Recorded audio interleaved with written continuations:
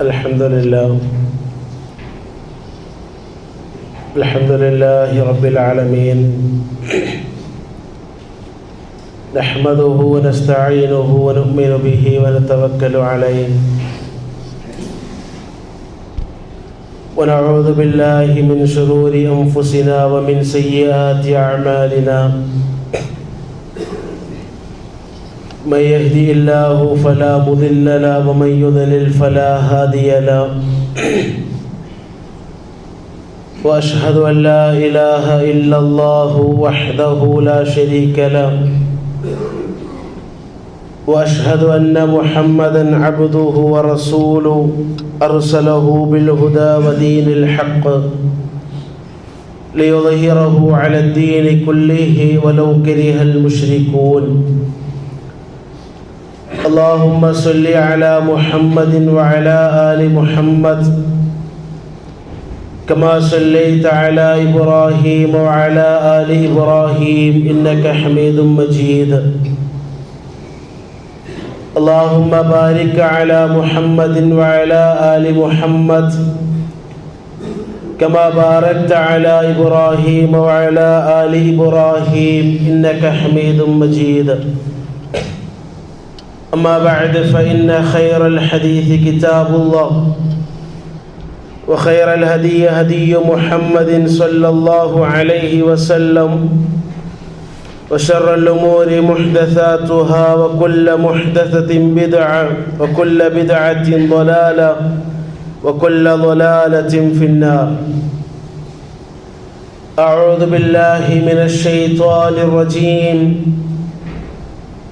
بسم الله الرحمن الرحيم يا أيها الذين آمنوا اتقوا الله حق تقاته ولا تموتن إلا وأنتم مسلمون ഏറെ സ്നേഹം നിറഞ്ഞ സത്യവിശ്വാസികളെ സത്യവിശ്വാസിനികളെ സഹോദരി സഹോദരങ്ങളെ സർവ്വലോക രക്ഷിതാവായ അല്ലാഹു സുബ്ഹാനഹു വ തആലയുടെ വിധിവിലക്കുകളിൽ നിന്നും ജീവിതത്തിൻ്റെ മുഴുവൻ മേഖലകളിലും സൂക്ഷിച്ചുകൊണ്ട് തഖ്വയോടുകൂടി ജീവിക്കണമെന്ന് ഓർമ്മപ്പെടുത്തുകയാണ്, ഉണർത്തുകയാണ്. അല്ലാഹു സുബ്ഹാനഹു വ തആല അവൻ്റെ മതത്തിൻ്റെ ഭാഗമായിക്കൊണ്ട് ദീനിൻ്റെ വശമായിക്കൊണ്ട് പഠിപ്പിച്ചു തന്ന ഒട്ടേറെ കാര്യങ്ങൾ പ്രതിഫലം ഏറെ ലഭിക്കുന്നതും താരതമ്യേന പ്രവർത്തനത്തിൻ്റെ കർമ്മത്തിൻ്റെ സ്ഥാനമനുസരിച്ച് പ്രതിഫലം കുറവുള്ളതും അധികമുള്ളതുമായിട്ടൊക്കെ ഇസ്ലാമിൽ സൽപ്രവർത്തനങ്ങളെ നമുക്ക് കാണാൻ സാധിക്കും. എന്നാൽ വളരെയേറെ പ്രാധാന്യമർഹിക്കുന്ന, വളരെയേറെ പുണ്യമുള്ള, വളരെയേറെ ശ്രേഷ്ഠതയുള്ള, മഹത്വമുള്ള ഒരു കാര്യമാണ് യഥാർത്ഥത്തിൽ അല്ലാഹു സുബ്ഹാനഹു വ തആലയെ സ്മരിക്കുക, ഓർക്കുക എന്നുള്ളത്. പടച്ച റബ്ബിൻ്റെ മഹത്വത്തെ വാഴ്ത്തുക എന്നും അല്ലാഹുവിൻ്റെ ശ്രേഷ്ഠതയെ അംഗീകരിക്കുക എന്നുള്ളതൊക്കെ ദിക്റുള്ള എന്ന് നമ്മൾ സാധാരണ പറയാറുള്ള, കേട്ട് പരിചയമുള്ള വാക്കുകൾ. അത്തരത്തിലുള്ള പ്രവർത്തനങ്ങൾ വളരെയേറെ പുണ്യമുള്ളതായിക്കൊണ്ടും വളരെയേറെ ശ്രേഷ്ഠതയുള്ളതും മഹത്വമുള്ളതാണ് എന്ന് പരിശുദ്ധമായ ദീനുൽ ഇസ്ലാം നമുക്ക് പഠിപ്പിച്ചു തരാൻ. വിശുദ്ധ ഖുർആൻ സൂറത്തുൽ അഹ്സാബിൻ്റെ 41-42 വചനങ്ങൾ അല്ലാഹു സുബ്ഹാനഹു വ തആല സത്യവിശ്വാസികളോട് കൽപ്പിക്കുന്നത്, യാ അയ്യുഹല്ലദീന ആമനു ദുഖുറുല്ലാഹ ദിക്റൻ കസീറ. സത്യവിശ്വാസികളെ, നിങ്ങൾ അല്ലാഹുവിനെ ധാരാളമായിട്ട് സ്മരിക്കണം. അല്ലാഹുവിൻ്റെ മഹത്വത്തെ, അല്ലാഹുവിൻ്റെ പ്രകീർത്തിയെ നിങ്ങൾ ധാരാളമായിട്ട് വാഴ്ത്തണം എന്ന് സത്യവിശ്വാസികളോട് അവരുടെ രക്ഷിതാവായ റബ്ബ് സുബ്ഹാനഹു വ തആല കൽപ്പിക്കുന്ന കൽപ്പനയാണ്. വിശുദ്ധ ഖുർആൻ സൂറത്തുൽ അഹ്സാബിൻ്റെ സൂറത്തുൽ അഅറാഫിൻ്റെ 205-ാമത്തെ വചനം അല്ലാഹു സുബ്ഹാനഹു വ തആല സത്യവിശ്വാസികളെ വിളിച്ചുകൊണ്ട് അല്ലാഹു പറയാൻ, വദ്കുർ റബ്ബക ഫീ നഫ്സിക തളർറുഅൻ വഖീഫതൻ, ഭയപ്പാടോടെ വിനയത്തോടു കൂടെ സകലമാന കീഴ്വണക്കങ്ങളും റബ്ബിന് മാത്രം സമർപ്പിച്ചുകൊണ്ട് അള്ളാഹുവിൻ്റെ ദിക്റിനെ കുറിച്ച്, അള്ളാഹുവിൻ്റെ സ്മരണയെക്കുറിച്ച് വിശ്വാസികളെ നിങ്ങളുടെ ജീവിതത്തിൽ നിങ്ങൾ ഓർത്തുകൊണ്ടേയിരിക്കണം. അള്ളാഹുവിനെ കീഴ്പ്പെട്ടവനായി വിനയത്തോടു കൂടെ, അതേപോലെ തന്നെ വദൂനൽ ജഹ്രി മിനൽ ഖൗല്, വാക്കുകൾ അത്യുച്ചത്തിലാകാതെ ഒരു പതുങ്ങിയ സ്വരത്തിൽ മാന്യമായ രൂപത്തിൽ നിങ്ങൾ പടച്ച റബ്ബിനെ കുറിച്ചുള്ള ദിക്റുകൾ കൊണ്ട്, സ്മരണകൾ കൊണ്ട് നിങ്ങളുടെ ജീവിതത്തെ കഴിച്ചുകൂട്ടണം എന്നുള്ളത് സത്യവിശ്വാസികൾക്ക് അല്ലാഹു സുബ്ഹാനഹു വ തആല നൽകുന്ന കൽപ്പനയാണ്. അള്ളാഹുവിൻ്റെ മഹത്വത്തെ വാഴ്ത്തുക എന്നുള്ളത് അത്രമാത്രം ശ്രേഷ്ഠതയുള്ള കാര്യമായതുകൊണ്ടാണ് വിശുദ്ധ ഖുർആനിലൂടെ നമസ്കാരം നിർവഹിക്കണം എന്ന് കൽപ്പിച്ചതുപോലെ, സകാത്ത് നൽകണം എന്ന് കൽപ്പിച്ചതുപോലെ, കഴിവുള്ളവൻ ഹജ്ജ് നിർവഹിക്കണം എന്ന് കൽപ്പിച്ചതുപോലെ, പരിശുദ്ധമായ വിശുദ്ധ ഖുർആൻ ഇറക്കപ്പെട്ട മാസമാകുന്ന റമദാൻ മാസം വന്നെത്തിയാൽ ഹാജറുള്ളവൻ, ആരോഗ്യമുള്ളവൻ, യാത്രക്കാരനല്ലാത്തവൻ, മുസ്ലിമായവൻ നോമ്പെടുക്കണം എന്ന് കൽപ്പിച്ചതുപോലെ വിശ്വാസികൾക്കുള്ള റബ്ബിന്റെ കൽപ്പനയാണ് വദ്കുർ റബ്ബക്, നീ നിന്റെ റബ്ബിനെ ഓർക്കുക എന്നുള്ളത്. മഹാനായ ശൈഖുൽ ഇസ്ലാം ഇബ്നു തൈമിയ റഹിമഹുല്ലാഹ് അദ്ദേഹത്തിന്റെ അൽ വാബിൽ സയ്യിബ് എന്ന് പറയുന്ന ഗ്രന്ഥത്തിലൂടെ അദ്ദേഹം പരിചയപ്പെടുത്തി തരുന്ന ചില വാക്കുകളുണ്ട്. അദ്ദേഹം പറയാണ്, അദ്ദിക്റു ലിൽ ഖൽബി മിസ്ലുൽ മാഇ ലിസ്സമക്, ഒരു മനുഷ്യന്റെ ഹൃദയത്തിൽ പടച്ച റബ്ബിനെ കുറിച്ചുള്ള ദിക്ർ എന്ന് പറയുന്നത്, അള്ളാഹുവിനെ കുറിച്ചുള്ള സ്മരണ എന്ന് പറയുന്നത്, പടച്ച റബ്ബിന്റെ മഹത്വത്തെ വാഴ്ത്തുക എന്നുള്ളത് ഒരു മത്സ്യത്തിന് വെള്ളം എത്രമാത്രം പ്രധാനപ്പെട്ടതാണോ അപ്രകാരം തന്നെയാണ് ഒരു മനുഷ്യന്റെ ഹൃദയത്തിന് അള്ളാഹിനെ കുറിച്ചുള്ള ദിക്റുകളും.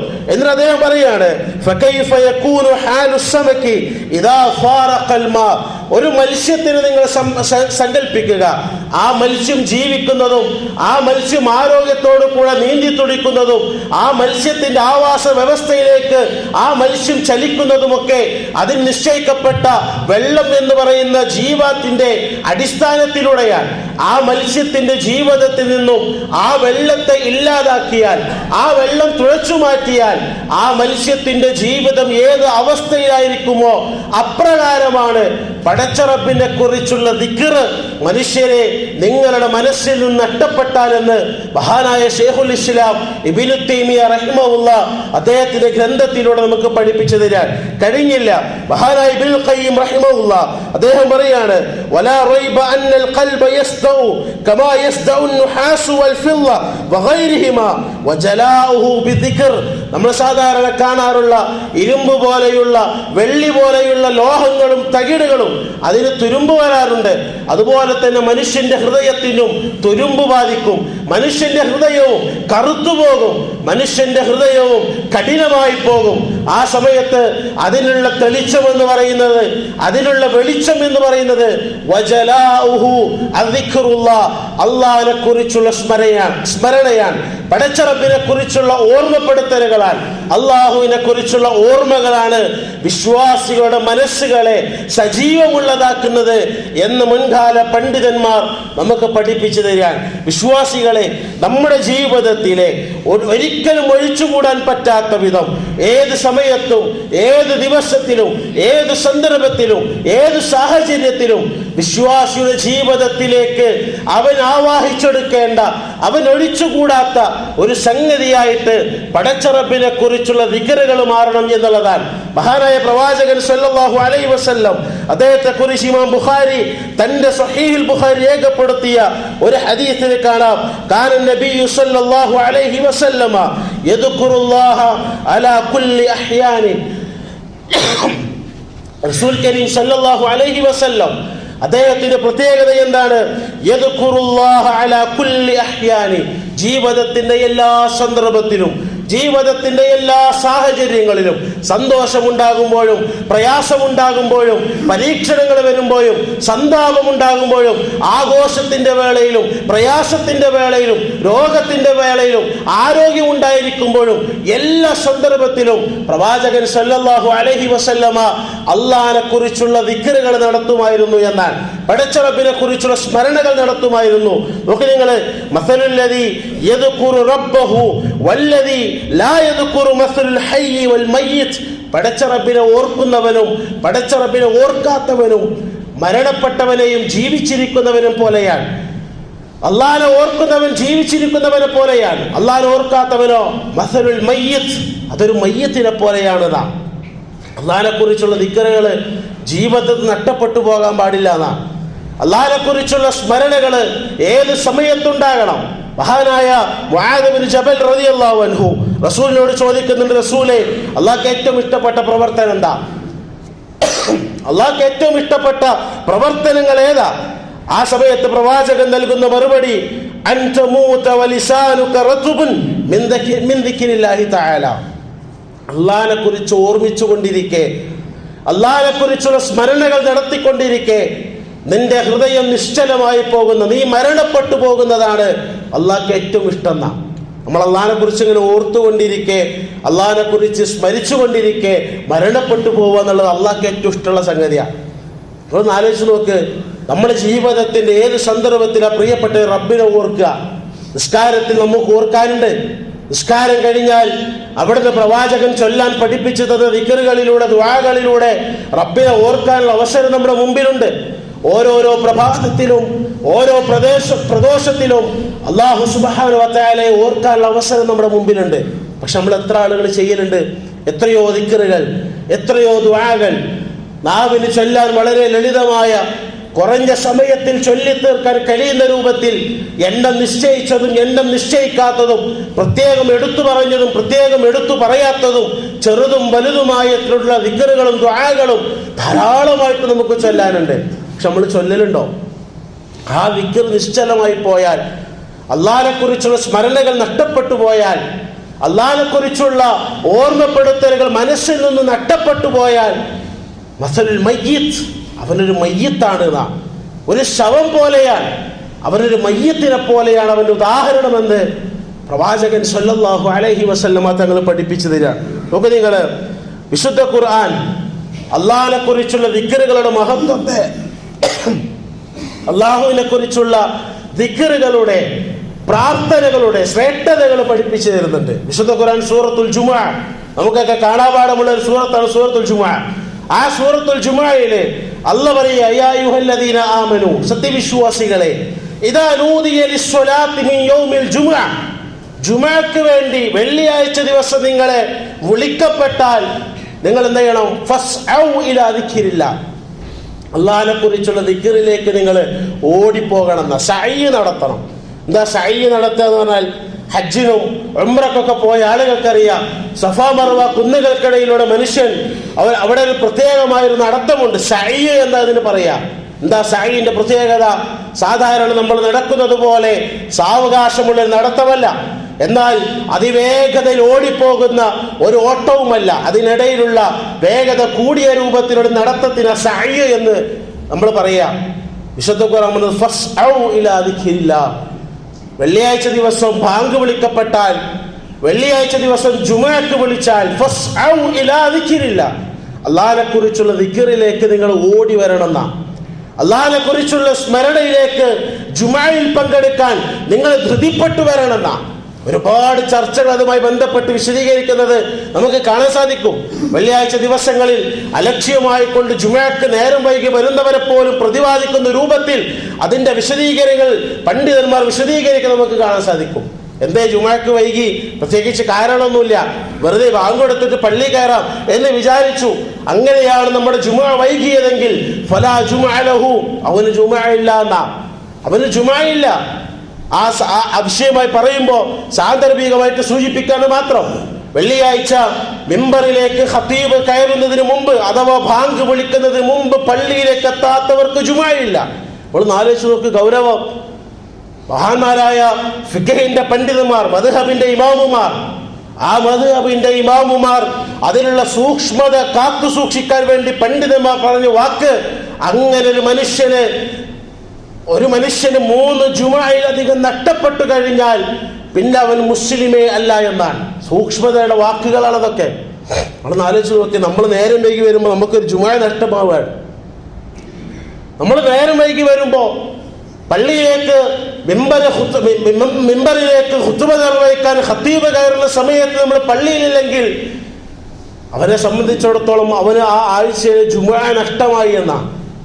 പടച്ചോൻ കാത്തു രക്ഷിക്കുമാറാകട്ടെ. പ്രിയപ്പെട്ടവരെ, ഗൗരവത്തിൽ സൂക്ഷിക്കണം ആ വിഷയം. അതുകൊണ്ടാണ് ഞാൻ വിഷയമായി ബന്ധമില്ലെങ്കിലും സാന്ദർഭികമായിട്ടത് സൂചിപ്പിച്ചത്. ഫസ്ഔ ഇലാ ദിക്രില്ലാഹ്, അല്ലാഹുവിനെ കുറിച്ചുള്ള സ്മരണയിലേക്ക് നിങ്ങൾ ഓടി വരണം. എന്നിട്ടോ ഫൈദാ ഖുദിയത്തിസ് സ്വലാഹ്, വെള്ളിയാഴ്ചയിലെ ആ നിസ്കാരം കഴിഞ്ഞാൽ, ജുമുഅ കഴിഞ്ഞാൽ, ഫന്തശിറൂ ഫിൽ അർളി വബ്തഗൂ മിൻ ഫദ്ലില്ലാഹ്, നിങ്ങൾ പള്ളിയിൽ നിന്ന് ഇറങ്ങിക്കോ. നിങ്ങളെ കച്ചവടവും നിങ്ങളെ ബിസിനസ്സും നിങ്ങളെ കുടുംബകാര്യങ്ങളും സാമൂഹിക പ്രവർത്തനങ്ങളും രാഷ്ട്രീയ പ്രവർത്തനങ്ങളും എല്ലാം നിങ്ങൾ നിർവഹിച്ചോ. പക്ഷെ എന്ത് വേണമെന്നറിയോ? ജുമുഅന്റെ സമയത്ത് പള്ളിയിൽ ഉണ്ടാവണം. ജുമുഅന്റെ സമയത്ത് ജുമുഅ ലഭിച്ചവരായിട്ട് പള്ളിയിൽ ഉണ്ടാവണം. അത് കഴിഞ്ഞാൽ ഫന്തശിറൂ ഫിൽ അർളി വബ്തഗൂ മിൻ ഫദ്ലില്ലാഹ് വദ്കുറുല്ലാഹ കതീറൻ. ആ ജുമുഅ കഴിഞ്ഞിട്ട് നിങ്ങളെ കച്ചവടോ ബിസിനസ്സോ പിന്നെ രാഷ്ട്രീയ പ്രവർത്തനോ സാമൂഹ്യ പ്രവർത്തനോ ജോലിയോ എന്ത് കാര്യത്തിനും നിങ്ങൾ ഭൂമിയിൽ വ്യാപിച്ചോളൂ. അല്ലെ, അള്ളാഹിന്റെ ഫദ്ല് നിങ്ങൾ തേടിക്കോ. വദ്കുറുല്ലാഹ കതീറൻ, എന്നിട്ട് പടച്ച റബ്ബിനെ ധാരാളമായിട്ട് ഓർത്തോ. ലഅല്ലക്കും തുഫ്ലിഹൂൻ, നിങ്ങൾ വിജയിച്ചവരാകാം. നിങ്ങൾ വിജയിച്ചവരാകും. എപ്പോ? വെള്ളിയാഴ്ച ദിവസം പള്ളിയിലേക്ക് വന്ന് കച്ചവട തിരക്കുകളും ഭൗതികമായ ചുറ്റുപാടുകളും എല്ലാം മാറ്റിവെച്ച് അള്ളാഹുവിന്റെ ദിക്റിന് വേണ്ടി സ്മരണയ്ക്ക് വേണ്ടി പള്ളിയിൽ ഒരുമിച്ച് കൂടി. എന്നിട്ട് ആ ജുമുഅ എന്ന് പറയുന്ന ഇബാദത്ത് കഴിഞ്ഞ് അതിനുശേഷം ഭൂമിയിലേക്ക് വ്യാപൃതമായി കച്ചവടത്തിന് വേണ്ടി അതല്ലെങ്കിൽ ഭൗതികമായ വ്യവഹാരത്തിന് വേണ്ടി ഭൂമിയിലേക്ക് മനുഷ്യ നീ പൊയ്ക്കോ. അള്ളാഹുവിനെ കുറിച്ചുള്ള ദിക്റുകളുമായിക്കൊണ്ട് പടച്ച റബ്ബിനെ കുറിച്ചുള്ള സ്മരണകളുമായിക്കൊണ്ട് നീ ഭൂമിയിൽ വ്യാപൃതമായിക്കോ. അങ്ങനെയാണെങ്കിൽ ലഅല്ലക്കും തുഫ്ലിഹൂൻ, നീ വിജയിച്ചവനാകും. നീയാണ് വിജയിച്ചവൻ എന്ന് വിശുദ്ധ ഖുർആൻ പഠിപ്പിച്ചുതരാം. അപ്പൊ അള്ളാഹിനെ കുറിച്ചുള്ള ദിക്ർ ജീവിതത്തിലുണ്ടായാൽ, അള്ളാഹിനെ കുറിച്ചുള്ള സ്മരണ ജീവിതത്തിലുണ്ടായാൽ, അള്ളാഹുവിനെ കുറിച്ചുള്ള ഓർമ്മകൾ ജീവിതത്തിലുണ്ടായാൽ അവൻ വിജയിച്ചവനാണ്. ഇനി അതുപോലെ തന്നെ വിശുദ്ധ ഖുർആൻ സൂറത്തുൽ ബഖറയിലൂടെ അല്ലാഹു പറയാ, ഫദ്കുറൂനി അദ്കുറുക്കും വസ്കുറൂനി, നിങ്ങൾ എന്നെ ഓർക്ക്, നിങ്ങൾ എന്നെ സ്മരിക്ക്, അദ്കുറുക്കും, ഞാൻ നിങ്ങളെയും സ്മരിക്കുമെന്നാണ് അല്ലാഹു പറയാ. നമ്മൾ അല്ലാഹുവിനെ എങ്ങനെ അല്ലാഹു അക്ബർ അൽഹംദുലില്ലാഹ് ലാ ഇലാഹ ഇല്ലല്ലാഹ് ലാ ഹൗല വലാ ഖുവത ഇല്ലാ ബില്ലാഹ് എന്നൊക്കെ ഇങ്ങനെ പറഞ്ഞ് അല്ലാഹുവിനെ സ്മരിക്കുമ്പോൾ അദ്കുറുക്കും, ഞാൻ നിങ്ങളെയും സ്മരിക്കും. മഹാനായ ഇബ്നു സ്വാലിഹ് റഹ്മഹുല്ലാഹ് എന്ന് പറയുന്ന പണ്ഡിതൻ അദ്ദേഹം പറയാ, മൻ ഹാഫള അലാ അദ്കാരി സ്വബാഹ് വൽ മസാ വഅദ്കാർ ബഅദ സ്വലാഹ്, രാവിലെയും വൈകുന്നേരവും നമസ്കാരത്തിനു ശേഷമുള്ള ദിക്റുകളും ദുആകളും ഒക്കെ ഒരാള് നിരന്തരമായി ചൊല്ലുന്നവനായാൽ എന്താ അതിന്റെ പ്രത്യേകത? അതുപോലെ തന്നെ അദ്കാറുന്നൗം, ഉറക്കത്തിലുള്ള ഉറങ്ങാൻ പോകുമ്പോഴുള്ള ദിക്റുകളും ദുആകളൊക്കെ ചൊല്ലി പടച്ച റബ്ബിനെ അങ്ങനെ സ്മരിക്കുന്ന ഒരു മനുഷ്യൻ, അവന്റെ പ്രത്യേകത എന്നറിയോ? അവന്റെ പേര് അല്ലാഹുവിനെ കുറിച്ച് സ്മരിക്കുന്നവരുടെ ലിസ്റ്റിൽ എഴുതപ്പെടും. ലിസ്റ്റ് ഇങ്ങനെ വായിക്കുമ്പോഴേ അല്ലാഹുവിനെ കുറിച്ച് കൂടുതലായിട്ട് സ്മരിച്ചവരുടെ ലിസ്റ്റ് വായിക്കുമ്പോൾ നമ്മളെ പേരയിലുണ്ടാവും. എപ്പോ? രാവിലെയും വൈകുന്നേരമുള്ള ദിക്റുകൾ ചൊല്ലുമ്പോൾ, നമസ്കാരത്തിന് ശേഷമുള്ള ദിക്റുകളും ദുആകളും ചൊല്ലുമ്പോൾ, കിടപ്പറയിലേക്ക് ഉറങ്ങാൻ വേണ്ടി കയറി ചെല്ലുമ്പോൾ അവിടെയുള്ള മര്യാദകൾ പാലിച്ച് പ്രവാചകൻ പഠിപ്പിച്ച ഉറക്കിന്റെ സുന്നത്തുകൾ പാലിച്ചുകൊണ്ട് കിടന്നുറങ്ങുമ്പോൾ അല്ലാഹു സുബ്ഹാനഹു വ തആല അല്ലാഹുവിനെ കുറിച്ച് ഓർത്തവരുടെ ലിസ്റ്റിൽ ആ ഒരു ഫോമില് ആ ഒരു ലിസ്റ്റിൽ നമ്മളെ പേരും കൂടി ചേർക്കും. അബൂബക്കർ സ്ഥിരമായിട്ട് ചൊല്ലുന്ന ആളാണ്, ഉമർ സ്ഥിരമായിട്ട് ചൊല്ലുന്ന ആളാണ്, മുഹമ്മദ് സ്ഥിരമായിട്ട് ചൊല്ലുന്ന ആളാ. അതിങ്ങനെ അവിടെ രേഖപ്പെടുത്തി വെക്കുന്ന. എന്നിട്ടോ പ്രവാചകൻ സല്ലല്ലാഹു അലൈഹി വസല്ലം പറയാണ്, മാ മിൻ ഖൗമിൻ ഇജ്തമഉ യദ്കുറൂനല്ലാഹ അസ്സ വജല്ല ലാ യുരീദൂന ബിദാലിക ഇല്ലാ വജ്ഹഹു ഇല്ലാ നാദാഹും മുനാദിൻ മിനസ് സമാ. ഒരു കൂട്ടം ആളുകൾ, അല്ലാഹുവിനെ കുറിച്ച് ഓർക്കുന്ന ചില ആളുകൾ നമസ്കാരത്തിന്റെ ശേഷമുള്ള ദിക്റുകളും നമസ്കാരത്തിന്റെ ശേഷമുള്ള ദുആകളും ഉറക്കിലേക്ക് പ്രവേശിക്കുമ്പോഴുള്ള ദിക്റുകളും ദുആകളും രാവിലെയും വൈകുന്നേരവുമായിക്കൊണ്ട് അള്ളാഹുവിന്റെ റസൂല് പഠിപ്പിച്ചത് ദിക്റുകളും ദുആകളും ഒക്കെ കൃത്യമായി ചൊല്ലുന്ന ഒരു കൂട്ടം ആളുകൾ. ആ ആളുകളുടെ പ്രത്യേകത എന്താ? ലാ യുരീദൂന ബിദാലിക ഇല്ലാ വജ്ഹഹു, അള്ളാഹുവിന്റെ പ്രീതിയല്ലാതെ അള്ളാഹുവിന്റെ അടുത്ത് നിന്നുള്ള പ്രതിഫലമല്ലാതെ മറ്റൊന്നും അവർ ആഗ്രഹിക്കുന്നില്ല. ആ കൂട്ടം ആളുകളുണ്ടല്ലോ, ഓലെ പ്രത്യേകത എന്താണെന്നറിയോ? ആകാശത്തും വിളിച്ചു പറയാൻ ഏർപ്പെടുത്തപ്പെട്ട മലക്കുകൾ ഇങ്ങനെ വിളിച്ചു പറയും. എന്താ വിളിച്ചു പറയുന്നത്?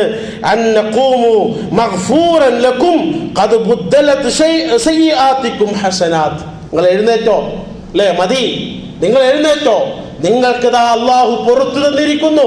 അതുപോലെ തന്നെ നിങ്ങളുടെ സകലമാന തിന്മകളും അള്ളാഹു നന്മയാക്കിയിട്ട് മാറ്റി തന്നിരിക്കുന്നു. ഒരു ചെയ്ത പ്രവർത്തനം എന്താ?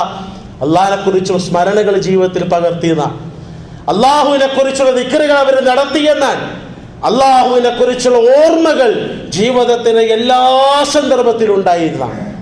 പ്രധാനപ്പെട്ട 4 കാര്യങ്ങൾ പറഞ്ഞു. ഒന്ന്, രാവിലെയും വൈകുന്നേരമുള്ള ദിക്റുകളും ദുആകളും. നമ്മളൊക്കെ ഈ ഇസ്ലാമിക് ബുക്കൊക്കെ കിട്ടുന്ന ബുക്ക് സ്റ്റാളിൽ പോയാൽ കിട്ടും. 5 രൂപയോ 10 രൂപയോ അതല്ലെങ്കിൽ 15 രൂപയൊക്കെ കൊടുത്താൽ കിട്ടും. രാവിലെയും അദ്കാറു സ്വബാഹ് വൽ മസാ എന്ന് പറഞ്ഞൊരു ചെറിയ പുസ്തകങ്ങൾ, രാവിലെയും വൈകുന്നേരമുള്ള ഒരു മനുഷ്യന്റെ സാധാരണ ഷർട്ടിന്റെ പോക്കറ്റിലിട്ട് കൊണ്ടു നടക്കാൻ കഴിയുന്ന, അതല്ലെങ്കിൽ പാൻസിന്റെ പോക്കറ്റിലിട്ട് കൊണ്ടു നടക്കാൻ കഴിയുന്ന ചെറിയ പുസ്തകങ്ങൾ കിട്ടും. കാണാതെ പഠിക്കാത്തവർ, അത് പഠിക്കാൻ സമയം കിട്ടാത്തവർ ആ പുസ്തകങ്ങളൊക്കെ വാങ്ങിയിട്ട് ഓഫീസിലോ ജോലിയിലോ ഡ്രൈവിങ്ങിലോ അടുക്കളയിൽ ഉമ്മമാരാകട്ടെ ഭാര്യമാർ അടുക്കളയിൽ പണിയെടുക്കുന്നവരാകട്ടെ ഏത് സമയത്തും ആ പുസ്തകം കയ്യിൽ വെച്ച് അതിങ്ങനെ നോക്കിയിട്ട് ആ ദിക്റുകളും ദുആകളൊക്കെ ചൊല്ലിയാൽ അള്ളാഹിന്റെ അടുക്കൽ അവന്റെ പാപങ്ങൾ മുഴുവൻ പൊറുക്കപ്പെട്ടു. എല്ലാ തിന്മകളും നന്മകളായിട്ട് മാറ്റിക്കൊടുത്തു. കിടപ്പറയിലേക്ക് ഉറങ്ങാൻ വേണ്ടി വരുമ്പോ ആ ഉറക്കിലേക്ക് പ്രവേശിക്കുന്നതിന് മുമ്പ് റസൂല് പഠിപ്പിച്ചെന്ന ഒരുപാട് മര്യാദകൾ. കിടപ്പറ തട്ടിക്കൊട്ടണം. ഭാര്യമാരാണെങ്കിൽ സ്ത്രീകളാണെങ്കിൽ വീടിനകത്തും പുറത്തുമുള്ള ലൈറ്റുകളെല്ലാം അണച്ചു എന്ന് ഉറപ്പുവരുത്തണം.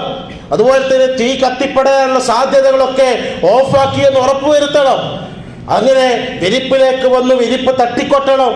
വുളു ഉണ്ടാക്കണം. കമാ തവല്ലാ ലിസ്വലാ, നിസ്കാരത്തിന് എങ്ങനെയാണോ വുളു ഉണ്ടാക്കണം അപ്രകാരം വുളു ഉണ്ടാക്കണം. എന്നിട്ട് കിടപ്പറയിലേക്ക് വന്ന് വിശുദ്ധ ഖുർആൻ സൂറത്തുൽ മുഅവ്വദതൈൻ, സൂറത്തുൽ ഫലക്കും സൂറത്തുൽ നാസും സൂറത്തുൽ ഇഖ്ലാസും അങ്ങനെ തുടങ്ങി സൂറത്തുൽ വാഖിയയും സൂറത്തുർ റഹ്മാനും ഇങ്ങനെയുള്ള സൂറത്തുകളെല്ലാം ഓതണം. എന്നിട്ട് 3 കൈകളിലേക്ക് ഊതണം. അതുപോലെ തന്നെ ശരീരത്തിൽ കൈകളെത്തുന്ന മുഴുവൻ ഭാഗങ്ങളിലേക്കും ആ കൈകൾ കൊണ്ട് തടവണം. അല്ലാഹു അക്ബർ, അൽഹംദുലില്ലാഹ്, ലാ ഇലാഹ ഇല്ലല്ലാഹ് എന്നുള്ള ദിക്റുകൾ ചൊല്ലണം. എന്നിട്ട് വലതു ഭാഗത്തേക്ക് ചെരിഞ്ഞു കടന്നിട്ട് അവിടെ വീണ്ടും പ്രാർത്ഥനകളാണ്. ഇങ്ങനെയുള്ള പ്രാർത്ഥനകൾ പ്രാവർത്തികമാക്കിയാൽ ഓന്റെ എല്ലാ തിന്മകളും പുറത്തു കൊടുക്കുന്ന. നമ്മളെപ്പോഴാണ് പഠിച്ചോനെ വിളിക്കില്ല? അസുഖം വരുമ്പോൾ പഠിച്ചോനെ വിളിക്കും, അല്ലെ? പഠിച്ചോനെ വയ്യ, സുഖമില്ല, കുറെ ദിവസങ്ങളായി പനിയാൻ. അത് മാത്രമല്ല, ജീവിതത്തിന്റെ ഏത് സന്ദർഭത്തിലും, അതാ പ്രവാചകനെ കുറിച്ച് പറഞ്ഞത്, അലാ കുല്ലി അഹ്യാനി, റസൂലിന്റെ ജീവിതത്തിന്റെ എല്ലാ സന്ദർഭത്തിലും, റസൂലിന്റെ ജീവിതത്തിന്റെ ഒരു സന്ദർഭം പോലും പടച്ചറബിന് ഓർക്കാത്തത് ഉണ്ടായിട്ടില്ല. അതുകൊണ്ട് സത്യവിശ്വാസികളെ, ജീവിതത്തിന്റെ മുഴുവൻ സമയങ്ങളിലും എല്ലാ സന്ദർഭത്തിലും, പ്രയാസത്തിലും പ്രതിസന്ധിയിലും സന്തോഷത്തിലും സഹതാപത്തിലും പ്രയാസത്തിലും ദുഃഖത്തിലും രോഗത്തിലും എല്ലാ അവസ്ഥയിലും അള്ളാഹിനെ കുറിച്ച് ഓർക്കാൻ നമ്മൾ തയ്യാറാവണം. അള്ളാഹു സുബ്ഹാനഹു വ തആല എല്ലാവിധ തൗഫീഖും നൽകി അനുഗ്രഹിക്കുമാറാകട്ടെ.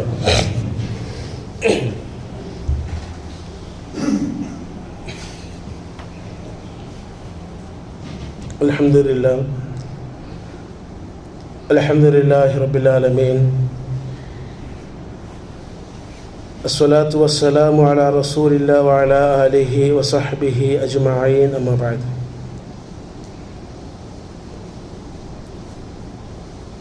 അല്ലാഹുവിൻ്റെ നിയമങ്ങളും നിർദ്ദേശങ്ങളും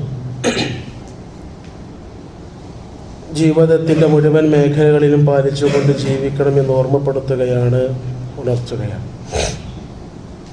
അള്ളാഹുവിനെ കുറിച്ചുള്ള ദിക്റുകൾ ജീവിതത്തിൻ്റെ എല്ലാ സന്ദർഭത്തിലും ഉണ്ടാകണം എന്നുള്ളതാണ് പ്രവാചകൻ സല്ലല്ലാഹു അലൈഹി വസല്ലമ തങ്ങൾ നമുക്ക് പഠിപ്പിച്ചു തരുന്നത്. നമ്മളിപ്പോഴുള്ളത് വെള്ളിയാഴ്ച ദിവസത്തിലാണ്. അള്ളാഹുവിൻ്റെ റസൂൽ കരീം സല്ലല്ലാഹു അലൈഹി വസല്ലമ തങ്ങളുടെ ഹദീസിൽ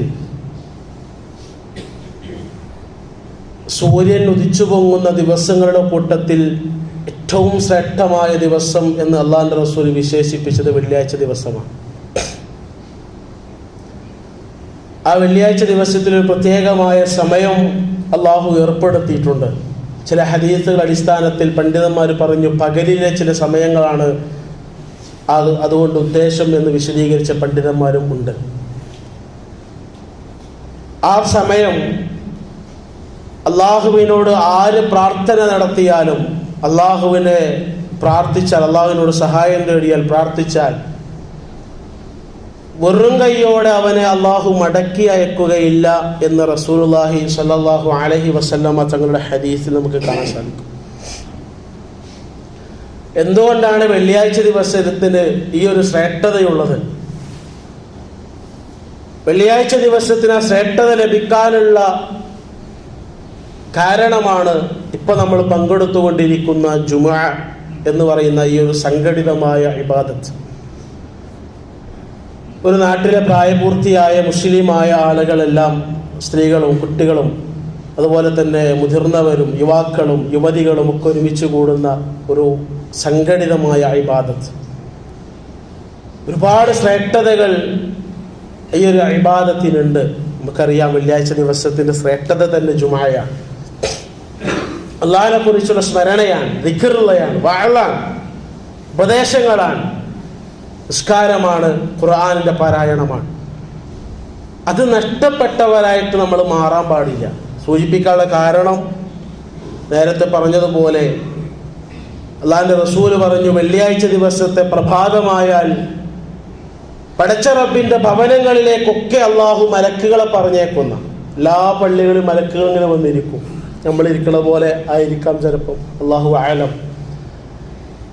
ആ മലക്കുകൾ വന്നവർ ഓരോ പള്ളിയുടെയും കവാടത്തിൽ ആ മലക്കുകൾ ഏടുകളുമായിട്ടിരിക്കുമെന്നാണ് റസൂലുള്ളാഹിന്റെ ഹദീസ്. അങ്ങനെ ആ പള്ളിയിലേക്ക് വെള്ളിയാഴ്ചത്തെ ഇബാദത്ത് നിർവഹിക്കാൻ ഒന്നാമതായി കടന്നു വരുന്നവന്റെ പേര് ആ ഏടിൽ രേഖപ്പെടുത്തും. അവന്റെ പ്രതിഫലം എന്ന് പറയുന്നത് ഒരു ഒട്ടകത്തെ മുഴുവൻ പടച്ച റബ്ബിന്റെ മാർഗത്തിൽ സ്വതക്ക ചെയ്തവനെ പോലെയാണ്. രണ്ടാമത് വരുന്ന ആളുടെ പേരും ആ ഏട് രേഖപ്പെടുത്തി വെക്കും. ഒരു കന്നുകാലിയെ പടച്ച റബ്ബിന്റെ മാർഗത്തിൽ സ്വതക്ക ചെയ്തവനെ പോലെയാണ്. മൂന്നാമത് വരുന്നവൻ, അങ്ങനെ താഴേക്ക് അവസാനം ഒരു കോഴിമുട്ട അള്ളാഹുവിന്റെ മാർഗത്തിൽ സ്വതക്ക ചെയ്തവനെ പോലെ അവസാനത്തെ ആളെ പേരും രേഖപ്പെടുത്തി വെക്കും. എപ്പോ? ഖത്തീബ് ഖുതുബ നിർവഹിക്കാൻ മിമ്പറിലേക്ക് കയറിയാൽ പിന്നെ ആ ഏടിങ്ങനെ അടച്ചു വെക്കും. ഞങ്ങൾ പുസ്തകമൊക്കെ പൂട്ടുന്ന പോലെ പൂട്ടി വെക്കും. പിന്നെ വരുന്ന ആളുകൾക്ക് റസൂലുള്ളാഹി സ്വല്ലല്ലാഹു അലൈഹി വസല്ലമ തങ്ങളുടെ ഹദീസിൽ കാണാം, ഫലാ ജുമുഅ ലഹു, ജുമുഅയില്ല. ഇപ്പൊ ഈ പള്ളിയിൽ ഞാനിവിടെ ഖുതുബ പറയാൻ മെമ്പറിലേക്ക്, ഞാനല്ലെങ്കിൽ വേറെ ആൾ ഖുതുബയിലേക്ക് മെമ്പർമ കയറിയാൽ പിന്നെ വരുന്ന ആളുകൾക്ക് ഖുതുബല്ല എന്ന് പറയുമ്പോൾ അതിന്റെ ഗൗരവം നമ്മൾ മനസ്സിലാക്കണം. 12:45 നമ്മൾ അപ്പോൾ 45 ഇവിടുന്ന് ഇറങ്ങിയാൽ മതി, അല്ലെങ്കിൽ അവർക്ക് കയറിയാൽ മതി. അല്ല, അതിന് മുമ്പേ നമ്മൾ പള്ളിയിലുണ്ടാവണം. എങ്കിലേ അവർക്ക് ജുമുഅയുള്ളൂ എന്നാണ്. അല്ലാത്തവരുടെ ജുമുഅ നഷ്ടപ്പെട്ടു പോകും. ചില ശർഈയായിട്ടുള്ള കാരണങ്ങൾ കൊണ്ട് ഒരുപക്ഷെ കൃത്യസമയത്ത് പള്ളിയിലേക്ക് എത്താൻ കഴിയാതെ വരുന്ന ആളുകളുണ്ടാവും. അവരുടെ കാര്യമല്ല സൂചിപ്പിക്കുന്നത്. യാത്ര കാരണത്താലോ അല്ലെങ്കിൽ മറ്റെന്തെങ്കിലും പ്രയാസം കാരണത്താലോ ഒക്കെ ആ സമയത്ത് പള്ളിക്ക് എത്താൻ കഴിയാത്ത ആളുകളുണ്ടാവും. അതല്ല സൂചിപ്പിക്കുക. നേരെ മറിച്ച് മറ്റുള്ള കാരണങ്ങൾ കൊണ്ട് പള്ളിയിലേക്ക്, പ്രത്യേകിച്ച് ജുമുഅക്ക് വൈകാൻ പാടുള്ളതല്ല എന്ന് ഓർമ്മപ്പെടുത്തുകയാണ്. കൃത്യമായി ആ കാര്യം നമ്മൾ ശ്രദ്ധിക്കുക. അല്ലാഹു സുബ്ഹാനഹു വ തആല നമ്മളെ കാത്തു സംരക്ഷിക്കുമാറാകട്ടെ. അതുപോലെ തന്നെ ഒരുപാട് മര്യാദകൾ ഖുതുബയുമായി ബന്ധപ്പെട്ട. ഖുതുബയെ ഒരാൾ ഉറങ്ങുകയാണ് ഖുതുബക്ക് വന്നിട്ട്, അയാളോട് ഉറങ്ങല്ലടാ എന്ന് പറയാൻ പോലും ഖുതുബക്ക് പാടില്ല എന്നാ. രണ്ടാൾക്കാർ തമ്മിൽ ഇങ്ങനെ ഇരുന്നിട്ട് ഒരാൾ ഉറങ്ങുമ്പോൾ ഒന്ന് തട്ടി വിളിച്ചിടുന്നതൊക്കെ ഒന്ന് നീച്ച ഉറങ്ങുക എന്ന് പറഞ്ഞാൽ അവന്റെ ഖുതുബയും ബാത്തിലായി, അത് പറഞ്ഞോന്റെ ഖുതുബയും ബാത്തിലാണെന്നാ. അതിന്റെ അർത്ഥം എന്താ? അത്രയും സൂക്ഷ്മതയോട് കൂടെ നമ്മൾ കാണേണ്ട ഒരു ഇബാദത്താണ് ഖുതുബ. അത് ആ നിലക്ക് തന്നെ കാണാൻ, ആ നിലക്ക് തന്നെ സ്വീകരിക്കാൻ നമ്മൾ തയ്യാറാവുക. അല്ലാഹു അനുഗ്രഹിക്കുമാറാകട്ടെ. നാഥ, അറിഞ്ഞോ അറിയാതെ ചെയ്തു പോയ